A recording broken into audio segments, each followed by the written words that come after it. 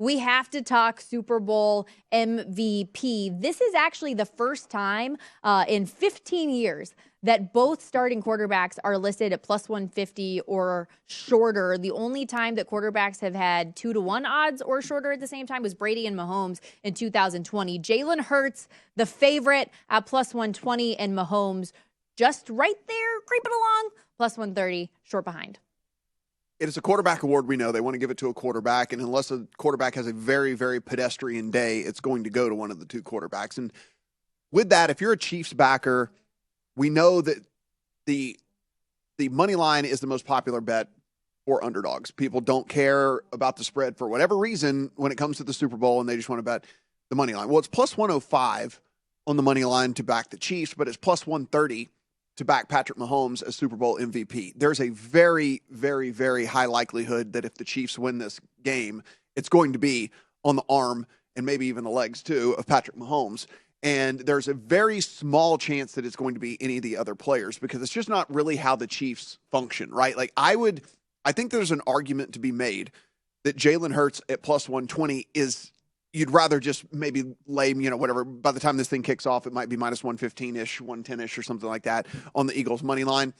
I would almost go that direction as opposed to Jalen Hurts because we've even seen this team have a ton of success where he's only thrown for 100 and, last week it threw for 121 yards and all those things. So for me, I think Patrick Mahomes at plus 130 would be the bet if you like the Chiefs in this game. He's going to throw for 250 minimum, right? And that would be an off game for Patrick Mahomes. As we know, his prop is set at 290 yards, right? And so he's going to throw for 250. Even a 250 would be an off game for him. He'll have a couple of touchdowns. Yeah, he averaged 300 plus this season. So it's if he goes for 250 plus and has a couple of touchdowns, which again would be the likely path to them winning the game, it's going to go to Mahomes. And so I would have to say if I'm going to play that, I would be playing Mahomes. Travis Kelce, there is a small path, and the small path would be a Chiefs blowout.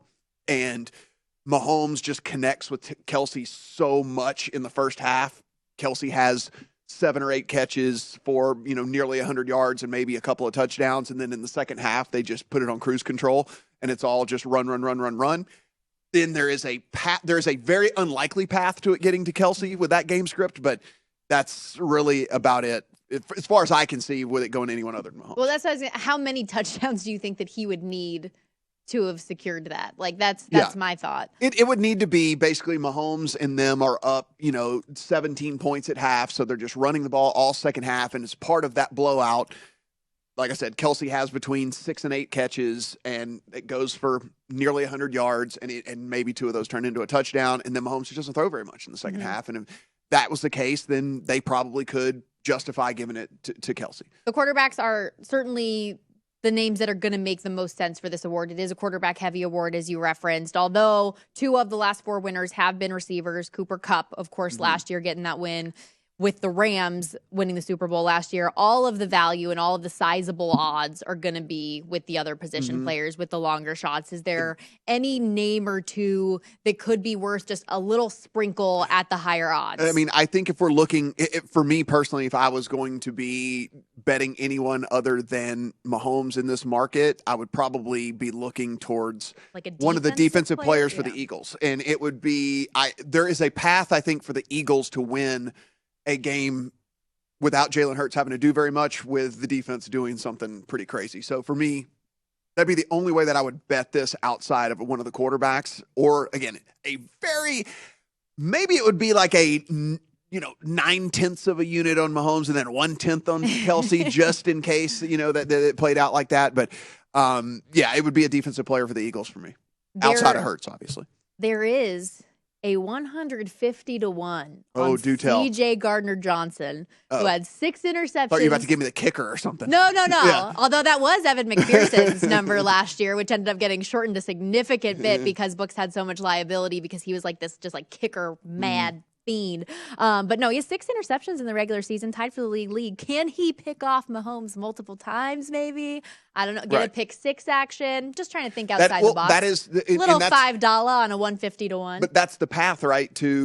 That's the path to one of those defensive guys getting it. It's going to take multiple sacks or multiple picks, and it's likely going to take either maybe the sacks one if you somehow end up with 4 sacks and a forced fumble or something, you maybe could get it. But it's one of the picks, just because of the way that the nature is for these corners. Like, it would have to be a pick six, right? You'd have to score a touchdown. Like, even if you just had 2 naked interceptions with nothing to really show for it, it's not going to win you. Yeah, it's not going to win you. We showed the graphic a moment ago, but quarterback as the position to win Super Bowl MVP, juiced to minus 650. So you have to bet $650 just to win 100 back. But I honestly could say, because of who these quarterbacks are, that maybe that's not juiced high enough, because it's so likely for it to happen. Yeah, I mean, like we said, it is a quarterback award unless they just don't go out and do anything at all. And so I get why it is what it is, but not a market in which I'm incredibly interested in. I mean, I think the only other one would be, I mean, we do have tight ends sitting there at 9-1. Kelce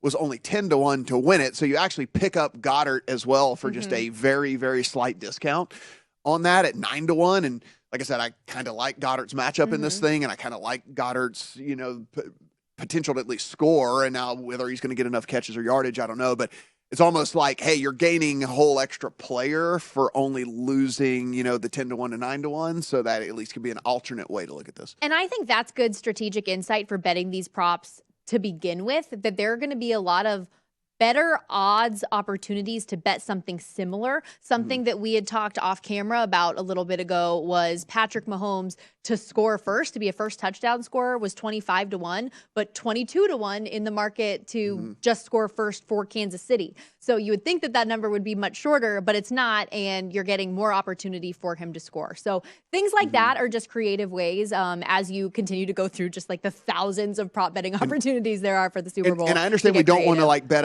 the other thing about this too is like getting that running back fullback at 12-1. And I do understand that the MVP, if you took any of the individual guys, you're going to get a bigger number than that. But with these teams having multiple different guys that get carries and stuff, like without being able to hone in on one guy that we know is going to be a bell cow, right? Like we know for sure there's going to be probably 5 different running backs get carries in this game, maybe 6 different running backs get carries in this game. So are you willing to take on winning less money by getting 12-1 here, where you're getting all of those guys, as opposed to saying like, oh, okay, Miles Sanders at 22-1, where what if it becomes like we said, what if it becomes a Gainwell game? What if Scott ends up weirdly scoring 3 touchdowns? Something like that. So something you can just kind of weigh with what risk you're willing to take on. Before you place your next bet, visit VSiN.com for all the latest data and powerful betting tools. Start with our live odds, team comparisons, and previews for every game on the schedule. Then dive deeper with live tracking of betting trends and line movements. And don't miss our unique tools, including odds comparisons from sportsbooks across the country, prop bet search engine, and custom parlay calculator. Everything you need to increase your betting knowledge and confidence is at your fingertips. Visit VSiN.com today.